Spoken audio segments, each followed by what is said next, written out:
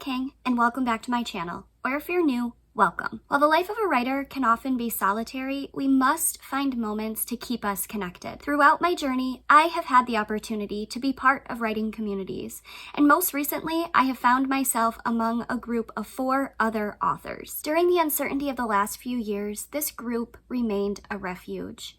They kept me tethered despite isolation, countless revisions, and the oddly cathartic experience of working on a post-pandemic story while living in a pandemic. For any writers who may not know the benefits of a writing group, I'm excited to share my latest remote meeting. I will be reading from Chapter 3 in my young adult speculative novel called Dreamcatchers. Afterward, my fantastic fellow authors will be giving me feedback.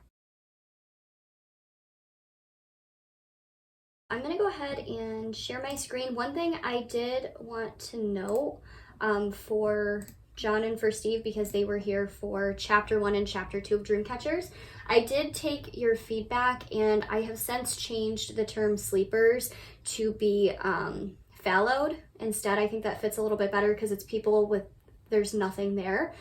So I think it clears up the issue of anytime Cameron going to sleep, we're not thinking she is a sleeper. And in the very opening with that epigraph, I did change it to say the footnoted version of Orpheus and Eurydice. So we get that connection in Chapter 2 when Cameron says, oh yeah, Graham leaves it in the footnote. Just 2 points that I wanted to let you know. I really appreciated the feedback and I did go back and fix that.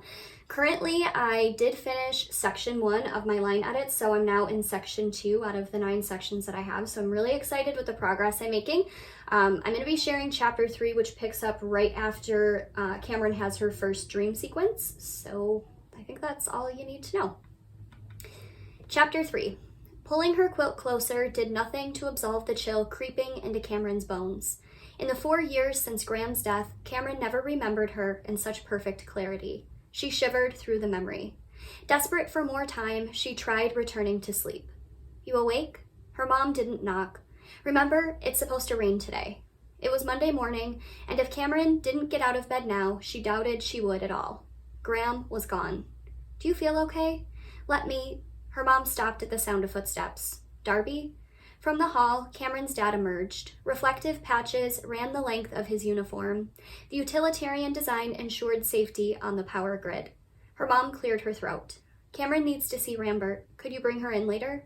She pinched the bridge of her nose, circles deep beneath her eyes. Cameron smiled at the attempt before yawning. Sharing an amber complexion with her mom meant lack of sleep shadowed beneath their eyes most mornings. Cammie's fine. Her dad sat on the edge of the bed. She doesn't need to be at the clinic all the time. She's not you, Maya. Her mom pointed to Cameron's bandage. Her arm was bleeding, Darby. She angled her chin, transforming into Munis. You should have been here last night. Her father pushed fallen strands of hair from his forehead back to the right. He nudged Cameron with his elbow. You could skip school. I'll be fine. Cameron's voice steadied. She couldn't miss now, not with the first deadline for her project approaching. He looked back over his shoulder. See you tonight. It was his only response. Cameron hoped the words were true. Munis changed the bandage in silence. When she finished, she went to fix them breakfast, leaving Cameron to get ready for school. Cameron slipped a soft gray sweater over her head. Pilled sleeves protected the wound. From beneath a collar, she freed her necklace. The inscription gleamed, You, Dad, and me, just us 3. Cameron spun the simple gold medallion back to the signet. After Graham passed, Munis presented this necklace. Her eyes gleamed with memories of her own mother. But no tears spilled that day. The only thing to escape was an explanation. It's a catcher for bad things, like dreamer demons. With one gift, her mom tried to wipe out any trace of Graham. Cameron couldn't do that. She still wore the necklace every day. For her mom, Graham would hate it, like those I Fight Somnium tote bags sold at school raffles. Cameron should have known. Graham dared disease to find her, but she would not end up like Graham. Though the oatmeal was bland and coffee more so, Cameron finished both before her mom's third bite. Any plans for the weekend? Her mom asked between sips from her mug. Lennox coming over? I have my thesis to work on. Cameron created so many excuses to explain Lennox's absence the past few months, but her mom never detected the lie. She wanted her to know something was different without having to explain. Stop doing that. Relief permitted a small smile. Maybe her mom would talk about her own heartbreak, promising Cameron would feel better. Her mom pulled Cameron's hand away from her face. Stop doing that with your hair. She realized she'd pushed her hair to the right twice. Habit. Cameron's stomach twisted, but she pushed her hands under her legs to keep herself from the pattern. Munis sighed, looking away. Your father does that when he's stressed, and I don't want you to be that stressed. Cameron understood what she meant. I don't want you to be like your father. It's bleeding again. Her mom's voice softened, hand inches above the injection site. When Cameron twisted her arm to look at the stain, her muscle burned. But I love this sweater. She dipped her napkin in the water glass, dabbing at the spot. You'll only make it worse. The words were sharp. Munis returned, eyes glowing blue. Alert from Clinic Messaging System. CMS, virtual meeting request from Gideon Rambert. Accept, secure, Maya Bishop, yes. Cameron, yes. CMS, initiating conference call. On her feed, Dr. Rambert's face appeared beside Munis. Cameron blinked twice to brighten her lenses. It was easier to see the projection of Munis instead of the real version across from her. The doctor shifted forward, fracturing the image on the feed with a small glitch. This is why I prefer to administer the injections myself. As I said, Gideon, this has never happened before. Munis patted Cameron's shoulder before rolling her sleeve and removing the bandage. Rambert's gaze fell. Any other symptoms, Cameron? Dependence, exhaustion, hallucinations, paranoia? He recited the depth line in its entirety, providing the systemic breakdown of somnium. Cameron took in 3 deep breaths, needing to appear calm. 17 inoculations should have been enough. It made no sense. She didn't feel sick. Munis shifted beside her. The rate of failure lowers every year, but insomnia isn't a cure. We know this, right? She brushed a hand over Cameron's hair as a reassurance. I saw Graham last night. She searched in the dregs of her coffee cup for another sign of sickness. Rambert exhaled, sound crackling through the feed. You must be certain. Dreams are not the same as memory. He ran a hand over the top of his head and down the back of his neck. We're all haunted by something. Ghosts aren't real. Seeing Graham in the ocean was no memory. Graham looked real. Munis angled her chin. Maybe she was a projection from your lenses. I know you sleep with them in at night, and you saved the pictures Kane took of Graham before. Her voice brightened, hopeful. Just say it. Cameron needed Munis to acknowledge what this might be. I know Fallows see things not there.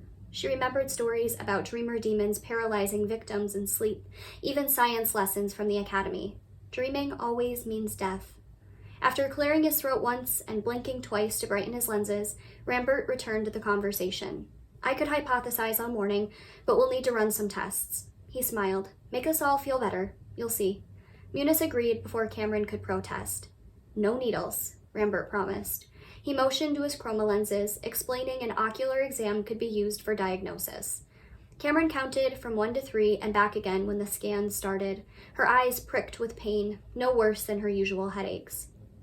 Munis smiled, eyes bright and blue. Thank you, Gideon. Thank incendiaries. They make all this possible. Rambert's reply filled his voice with admiration before he went quiet, looking up. Munis mimicked the gesture, eyes focused on the ceiling to give praise.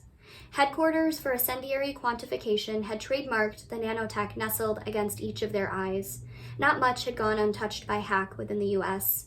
That corporation and their collaborators always thought beyond and above. Will we have the results this week? Cameron pushed her hair to the right before dropping her hand back to the table. Rambert nodded. Munis, I'll check your log for the new transport later, but I heard there was a disruption last night. Cameron disconnected from the conference call to avoid stories about that mother and her son. Don't look back. Graham whispered in her head, a remembered sound. Nothing about her voice seemed real, not like last night. But that was then, this was today. Cameron left to change her bandage, selecting a dark shirt to hide future stains. Her mom knocked, chromoless eyes finding Cameron in front of the mirror. I'm sure you're fine.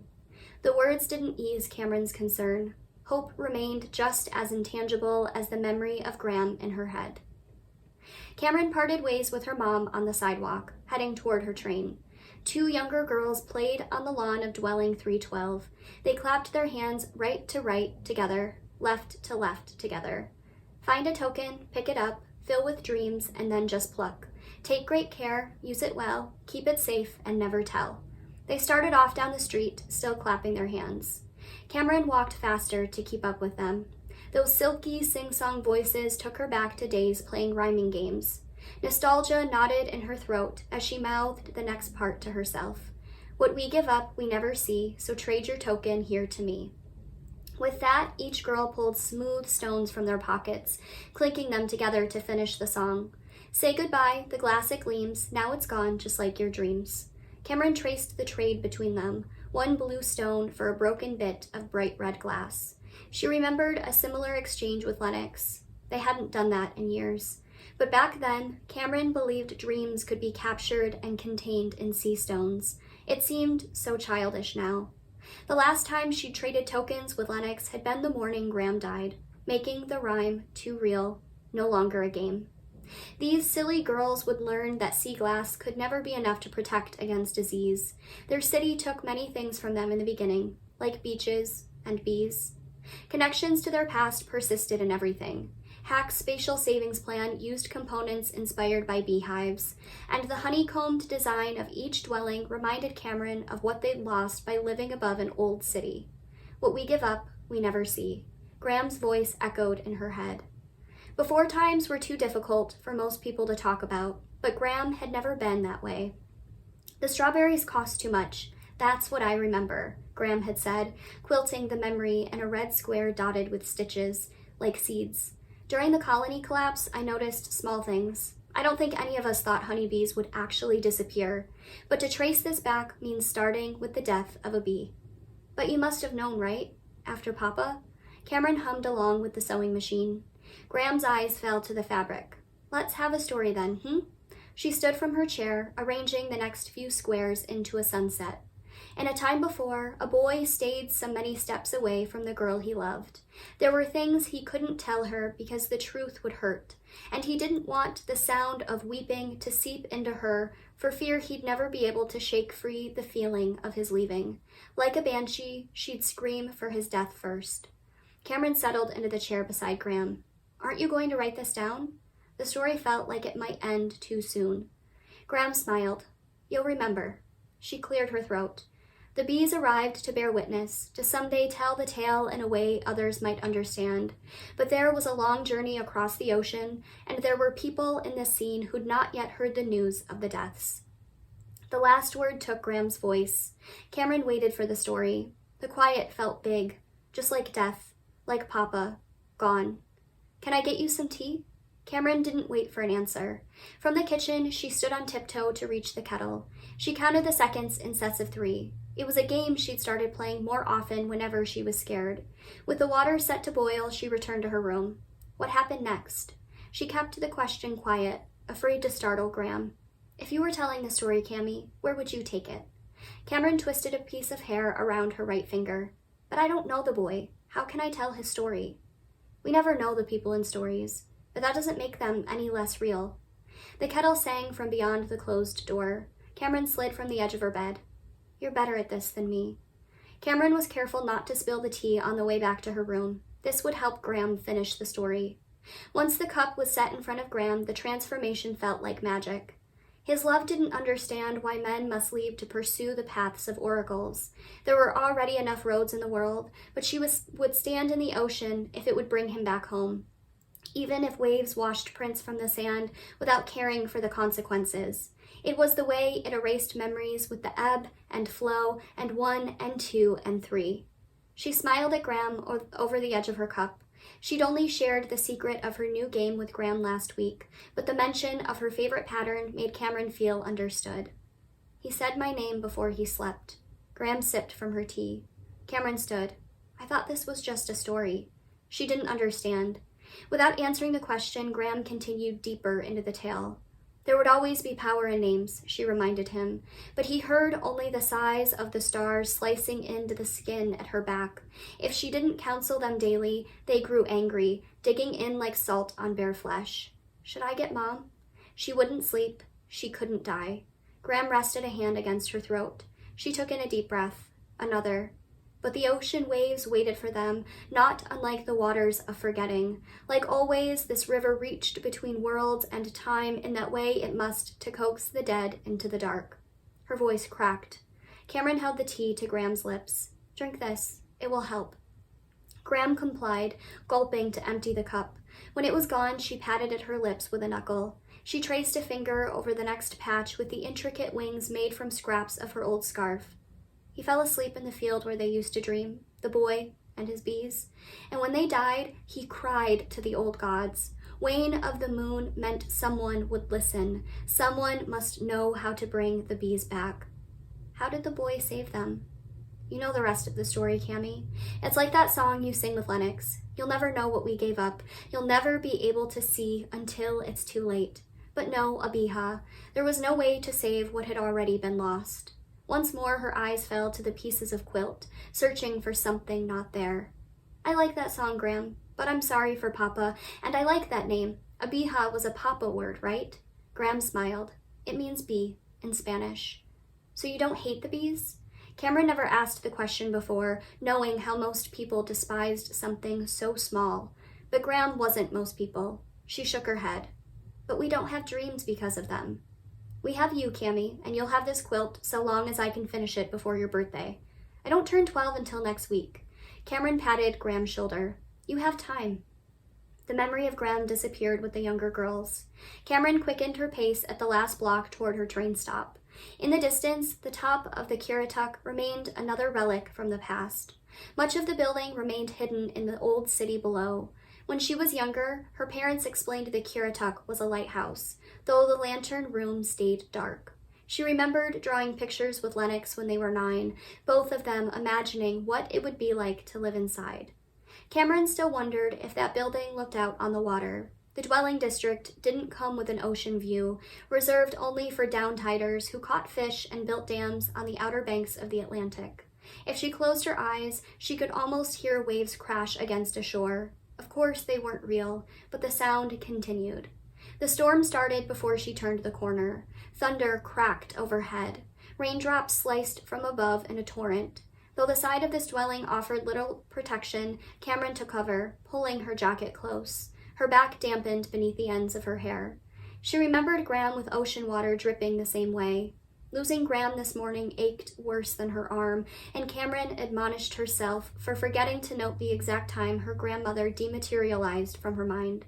After 4 years, not knowing the precise moment Graham passed clawed at her throat, trying to force tears. She swallowed them down instead. Soon it'll be snow. The words slipped through the storm, softness unreal.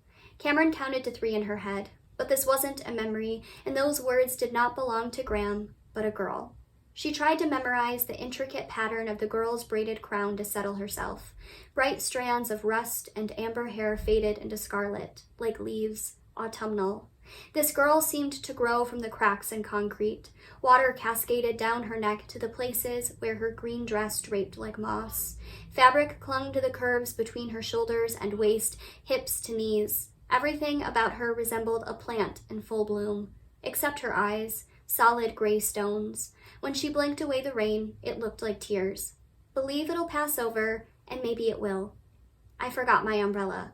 Cameron wished for importance in her words. She wanted to say anything else now to redeem the emptiness of that last remark. When the girl turned the corner, Cameron started to follow, but lost her in the rain. The disappearance was sudden, like Graham receding from her mind earlier that morning. She shivered at the similarity in these encounters more than the storm. Though she wrapped her jacket tighter, it did nothing to thaw fear from her bones. This is a really good chapter, Kayla. This is really interesting and informative. You know, I felt like I really gleaned a lot from this chapter, and you did a good job not information dumping it, but that, you know, information was like casually passed along as part of the storyline. A terrific moment was Munice telling Cameron, "Don't do that with your hair." I thought that was just so telling, and it really, I think, I have the feeling that that is a moment that is just going to leap out at any reader. They're going to immediately see it as being significant and telling about what is the relationship between these two, and how does Munis act with Cameron. I want to suggest, I like fallowed, but my thought would be to say the fallowed. Because I don't know if you noticed it, but in that sentence there, it just sounded like it should be, phrased that way rather than a word by itself. I really liked the dep line, how Rambert read off the symptoms and she referred to it as the dep line, and that was really nicely told there. Same with ascendiaries. When you used the word, I wrote it down because I hadn't heard it before, and then you immediately explained it, and that was a good explanation. The rhyming game, too, felt really, especially in the way that you sort of combined it with Graham telling this story that was highly hallucinatory. Hopefully you meant it to come off that way, because Cameron is referring to it as a story, but it came off to me as a series of disconnected images that did not cohere at all. Except I really liked how she said, we never know the people in stories.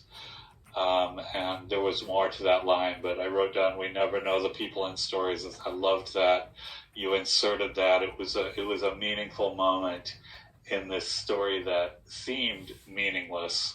Although I probably would acknowledge that there was symbolism there that might be significant later. Other thing I wanted to say, this was very close to the beginning. You used the phrase absolve the chill, and I felt just intuitively that was not a correct usage of absolve. Well, thank you so much, John. It definitely was meant to seem highly hallucinatory because it's just before Graham dies. So Graham dies when she's 13. This is when she's 12. So she's starting to fall into this sickness. And this is really her working her way through her dreams. So for this to then kind of butt up to how Cameron writes her myths and how she sees her dreams was definitely meant to be like the hallucinatory kind of aspect. That was what I took away from it too. So you did a good job communicating that. And I feel like, Cameron understands Graham at a level that is different, I think, than other people do. Like, she maybe followed her. She was able to make sense of what she was saying, or didn't necessarily see that something was wrong longer than other people did. And I think it's nice. It's a reflection of the uniqueness of Cameron's mind and the way she thinks. Well, thank you so much. I do think too, the line, we never know the people in stories, I actually added that to the about section on my website. And when I did my podcast interview, she specifically was like, you wrote, we never know the people in stories. What do you mean by that? So it's really nice that it stood out in this reading as well, because I absolutely love that line of dialogue, and it's become one of my favorite Graham quotes. That's a good line. You're right to use it that way. I'll go next if nobody minds. I really actually loved the change from sleepers to fallow. I didn't have any particular problem with sleepers before or anything, but I think fallow, and especially John's suggestion of the fallow, has like these just really creepy vibes, but also like very in tune with the world that you've built here. And I think that's a really great word choice. I also agree with John that when you said absolve the chill, I really had to stop. I spent like an entire paragraph of you reading just thinking about that word choice. And, I really thought about this. I also feel like it's not the right word choice, but I did like how you bookended that almost with, at the end, you had that sentence, thaw the fear. And those two things really reflected each other and bookended nicely. But I still just can't get behind absolve for absolve the chill, because in my mind, that's saying, like, by absolving it, you're making it okay. So, like, the chill is fine. You're not getting rid of it. And I feel like wrapping yourself in a quilt is a mechanism to, like, get rid of the chill. Like, you want to warm up. So, for me, it doesn't work, but I like where you're going with that. I just think a different word. So, I also liked that Munis did not knock on her door, because she is that bitch. And, she was that bitch very consistently throughout this entire chapter. Like her and all of her communication with with her husband was just so very character revealing, very relatable to people who have been close witnesses to those kinds of relationships. And I really liked what you were doing here early on, just setting up that conflict with the potential like infidelity, or I'm not sure what you want to, call that plot line, but I thought the seeds of that were sown really well here. I like the line, Graham dared disease to find her. That was great. I loved it. It was just such a relatable moment when Cam wanted her mother to know the difference, that something was wrong without her saying anything, because that's such a vulnerable kid thing. I think we've all felt that at some point, where we just wanted someone to know something was wrong without us having to do the work of opening up about it, which my feelings about Eunice as a character, so I would never do that with her, obviously. Yeah, I really felt for her there. That was such a vulnerable moment for Cam. The OCD type symptoms showing up, I liked that. I wrote down, and I feel like I wrote this down before, Eunice is such a bitch. And I do love a good bitch character, but I don't know. I can't with that woman. I loved we're all haunted by something. Dreaming always means death. I did have a question about Hack, and I might have asked this before, so forgive me if I have. But it's a corporation, right? So who owns it? Do they have stakeholders? Corporations have specific legal rules and etc. So I just, if it were a government agency, I would be more willing to roll with the whole faceless thing. All the corporations have some kind of figurehead. That made me really curious about this, and I do not believe that I've read all the chapters. I think there's probably huge chunks that I haven't read, so maybe this comes up, but it did make me think about that. Liked nostalgia nodded, liked that. What we give up, we never see. I liked that. I agree with John also. I love the line, we never know the people in stories. That doesn't make them less real. Believe it will pass, and maybe it will. So many great lines in this chapter. Good job, Kayla. Killing it. Really beautiful and poetic language, but that's nothing new for you. I really liked that book ending thing, even though I told you to get rid of the absolve the chill line. I hope you do come up with some great solution so that you can still kind of keep that book ending, because that was rad. Thank you so much. Yes, the bookend was completely intentional, and I do plan on, putting my nose to the grindstone and finding a better word than absolve. If anybody has a better word that they want to throw in, I'm more than happy to take it, because I do really like the way those two things play against one another. Maybe dissolve. I honestly in that situation, even though I know you've got the vocab, sometimes it is really helpful when you're kind of stuck on something like that to go back to a thesaurus and literally just start typing stuff in, because you can be like, oh my god, why didn't I think of that word? I've had that happen to me a couple times when I got stuck on stuff like that. Dissolve would work. It's a little bit of an odd choice, but it wouldn't feel wrong the way absolve did to me. Or even maybe melt, dissolve, something like that. I think it's a little softer than absolve. Going back to the fallowed, because that's originally what I had in this line, but in trying to make this as concise as possible, I'm I don't need the, I'll cut it in this sentence. Every other instance, though, I do call them the fallowed, and you're right, it does sound better there, so I'll go back and add it into that sentence. Kayla, I don't remember where I initially first came in. I think it might have been chapter 4, when we all met, in Wegmans for the first time, and then the Panera on the Boulevard. I don't remember if I read chapter 3 or not, and if it was there at the time, but I just thought, I don't know how much you changed from it, if you did, but I just thought there were so many things that you did really well in this chapter. Not that you didn't do it well before, but maybe it wasn't there before. Things like the meeting request in the lenses, all of a sudden a meeting taking place, those things are just really, really done well. And I think the way you describe them make them very easy for the reader to pick up on and know what's going on, even though it's this technology that doesn't exist. So I think you do a really good job of that. You get some really great lines in here.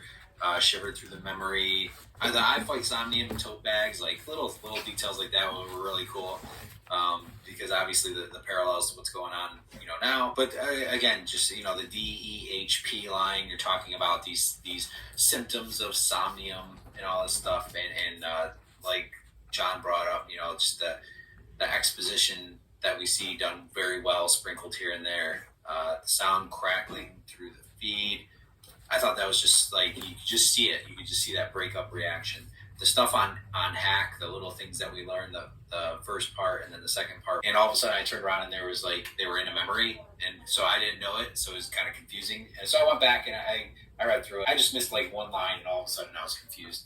I thought the line, Graham had said memory in a red square dotted with stitches, like seeds. So at first I thought Graham was like stitching the memory like in this type thing. And then I read through it and actually I really liked it both ways. I was like, oh man, that's such a cool thing. And then I went back and I was like, oh, it's really cool how that's done that way. So just a lot of really great language that either way I took it, like, kind of brought me in. You had a great pace through this chapter. The only thing that kind of threw a little bit of a monkey wrench when I was reading through it was the nostalgia knotted in her throat. I know what you were kind of getting at, but it just kind of sounded a little bit odd to me. The size of the stars, again, great, poetic lines there. I love how I'm assuming that it's Tesla, right? That is the girl that's the plant in full bloom. Yeah. That description of Tesla is really just, it says so much. It really is such a great way to describe her. I don't think I actually saw this chapter when we first went through it, because I don't know if that's something new or if you kind of grew that from your old description, but it really is just worded so well, and it just gives you so much more. That